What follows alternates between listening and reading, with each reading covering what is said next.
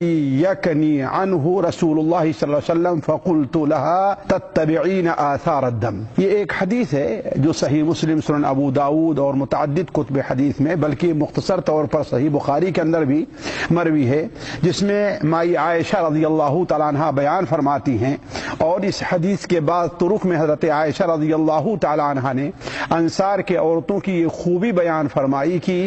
اللہ تعالیٰ تبارک و تعالیٰ رحم کرے انصاری عورتوں پر کہ دین کی سمجھ اور دین کی فقہ، دین کی معلومات حاصل کرنے میں ان کے سامنے حیا حائل نہیں ہوتی تھی۔ تو وہ بیان کرتی ہیں ایک انصاریہ عورت سے متعلق حضرت اسماء، یہ شاید اسماء بنت شکل ہیں، جسے خطیبۃ المرأہ کہا گیا ہے، یعنی صحابیہ عورتوں میں کے خطیبہ۔ وہ اللہ کے رسول کی خدمت میں حاضر ہوئی اور انہوں نے سوال کیا کہ اے اللہ کے رسول صلی اللہ علیہ وسلم، ہم میں کی کوئی عورت جب اپنی ماہواری کے دن سے فارغ ہو تو کیسے پاکی حاصل کرے؟ آپ صلی اللہ علیہ وسلم نے ارشاد فرمایا کہ دیکھو، بحیری اور اپنا پانی لے، اس سے وضو کرے، پھر اپنے سر کو دھو لے، وَتُدْلِكُهُ، اور اچھی طریقے سے رگڑے یہاں تک کہ بال پانی کی جڑوں تک پہنچ جائے، ثُمَّ تَفِيضُ عَلَى جَسَدِهَا، پھر اپنے پورے جسم کے اوپر پانی پھینکے، ثُمَّ تَأْخُذُ فُرْصَتَهَا، پھر اپنی روئی لے لے اور اس سے طہارت حاصل کرے۔ وہ کہنے لگی کہ اے اللہ کے رسول صلی اللہ علیہ وسلم، روئی سے کیسے طہارت حاصل کروں؟ حضرت عائشہ رضی اللہ تعالیٰ بیان فرماتی ہیں کہ میں نبی کریم صلی اللہ علیہ وسلم کے مقصد کو سمجھ گئی تو اسے اپنی طرف کھینچا اور کنارے کیا اور اس سے بتایا کہ خون کا جو مقام ہے وہاں پر یہ خوشبو لگا لے۔ یہ ایک حدیث ہے پیاری بہنوں، جس میں ایک ایسی عورت جو اپنے ماہواری کے دنوں سے فارغ ہو تو اس کے غسل کا طریقہ بیان کیا گیا ہے۔ دیکھیے، کوئی بھی مرد ہے یا عورت، یا خصوصاً عورتیں کوئی بھی ہے، وہ 3 قسم کا غسل کرتی ہے۔ مرد 2 قسم کے غسل کرتے ہیں، ایک نفلی غسل ہے اور ایک واجبی ہے، جیسے جمعہ کا غسل ہوا، جنابت کا غسل ہوا۔ لیکن ہماری بہنیں ہیں، عموماً انہیں 3 قسم کا غسل کرنا پڑتا ہے۔ ایک غسل ہے جو صفائی اور ٹھنڈک یا نشاط حاصل کرنے کے لیے، مثال کے طور پر کوئی بہن ہے کام کر کر تھک گئی یا بڑی گرمی لگ رہی ہے، اس سے چھٹکارا لینے کے لیے وہ نہانے چلی جاتی ہے، تو یہ ایسا غسل ہے کہ اس کا کوئی طریقہ شریعت کے اندر بیان نہیں ہوا ہے، جو بہن جیسے چاہے جس طریقے سے چاہے وہ غسل کر سکتی ہے۔ دوسرا غسل ہے جو جنابت کا غسل ہے، یعنی جنوبی ہونے کے بعد، اور تیسرا غسل ہے جو ماہواری سے پاک ہونے کے بعد کا غسل ہے، اور یہ دونوں غسل واجب ہیں۔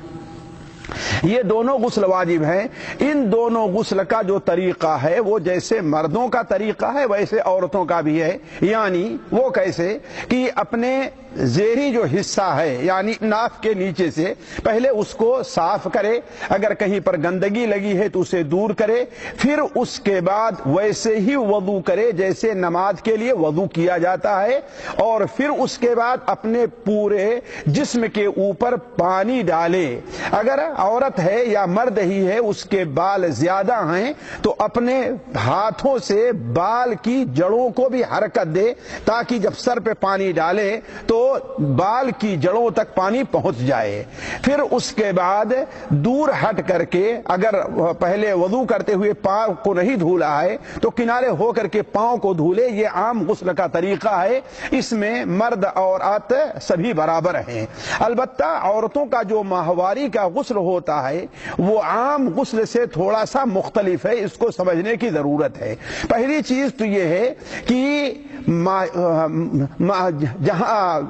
پہلی چیز یہ ہے کہ ماہواری کا غسل جنابت کے غسل سے تقریباً 3 چیزوں میں مختلف ہے۔ پہلی چیز یہ ہے کہ ماہواری کے غسل کے لیے شیمپو، صابن یا اس قسم کی چیزیں استعمال کرنا بہتر ہے، جیسا کہ اسی حدیث میں اللہ کے رسول نے ارشاد فرمایا کہ تأخذ صدرها وماءها، اس وقت بیری کو پتے کو گرم کر کے جو صابن کا کام دیتے تھی اس کو اپنے جسم کے اوپر عورتیں یا مرد لگایا کرتے تھے، اس سے پاکی حاصل کرنے کے لیے صابن کی جگہ پر۔ تو آپ صلی اللہ علیہ وسلم نے پہلی چیز یہ بتائی کہ کیا کرے، وہ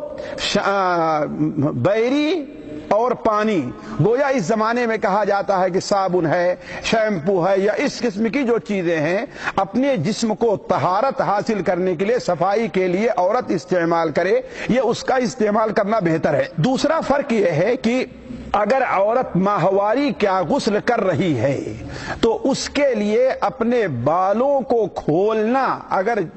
بالوں کو باندھے ہوئے ہے تو اس کے اوپر کھولنا واجب یا بہتر ہے۔ البتہ اگر وہ جنابت کا غسل کر رہی ہے تو اس صورت میں اپنے بال کا کھولنا اگر باندھے ہوئے ہے تو واجب نہیں ہے، صرف یہ کرے گی کہ 2 لپ یا 3 لپ پانی لے کر کے اپنے سر پر ڈالے گی اور اپنے ہاتھوں سے اچھی طریقے سے ایسا لگے تاکہ پانی جو ہے وہ بال کی جڑوں تک پہنچ گیا ہے۔ البتہ جو بال بندھا ہوا ہے اس کا کھولنا اور اس کا دھونا یہ جنابت کے غسل کے اندر واجب نہیں ہے، جیسا کہتے ہیں ام سلمہ رضی اللہ تعالی عنہا کی روایت ہے۔ تو یہ دوسرا فرق ہے۔ لیکن اگر ماہواری کے بعد کا غسل ہے تو اس صورت میں بال کا کھولنا کیا ہوگا؟ ضروری ہوگا اور اپنے پورے بال کو دھولا جائے گا، جیسا کہ اس حدیث میں بھی آپ نے بیان فرمایا تدلکہ حتی یبلغ اصول شعرہا۔ تیسرا فرق یہ ہے کہ ماہواری کے غسل کے بعد خوشبو لگانا یہ بھی مستحب اور بہتر ہے۔ اب اس کے لیے خوشبو کی کوئی بھی صورت ہو سکتی ہے، جس ماحول میں جو صورت ہو وہ صورت استعمال کی جا سکتی ہے۔ تو یہ 3 صورتیں ہیں، جو 3 فرق ہیں جو عام جو جنابت کے غسل میں اور ماہواری کے غسل میں ہے، جس کا لحاظ رکھنا ہماری ہر مسلمان بھائی مسلمان بہن کے لیے ضروری ہے۔ اللہ تعالی ہم میں سے ہر شخص کو دین کی صحیح سمجھ عطا فرمائے۔ وصلی اللہ علی نبینا محمد وعلی آلہ وبارک وسلم۔